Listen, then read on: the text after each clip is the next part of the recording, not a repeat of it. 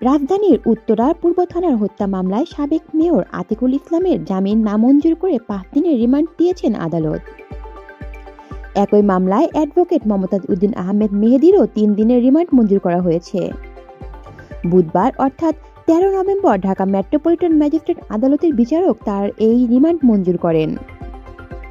এর আগে গত 7 নভেম্বর মোহাম্মদপুর থানায় পৃথক 3টি হত্যা মামলায় আতিকের জামিন নামঞ্জুর করে কারাগারে পাঠানোর আদেশ দিয়েছিলেন আদালত। ঢাকার মেট্রোপলিটন ম্যাজিস্ট্রেট মোহাম্মদ আলী হায়দারের আদালত শুনানি শেষে এই আদেশ দিয়েছিলেন। শিক্ষার্থী রফিক হাসান হত্যা মামলায় গ্রেপ্তার দেখিয়ে তাকে আদালতে হাজির করা হয়। পরে মোহাম্মদপুর থানার আরও 2টি হত্যা মামলায় তাকে গ্রেপ্তার দেখানোর আবেদন করা হয়।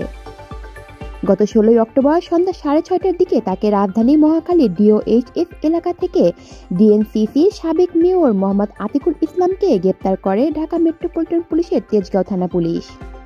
এদিকে জাসদ নেতা হাসানুল হক ইনু, আওয়ামী লীগের নেতা আব্দুল শহীদ ও সাদেক খান সহ বেশ কয়েকজন রাজনৈতিক নেতাকেও আজ আদালতে হাজির করার কথা রয়েছে।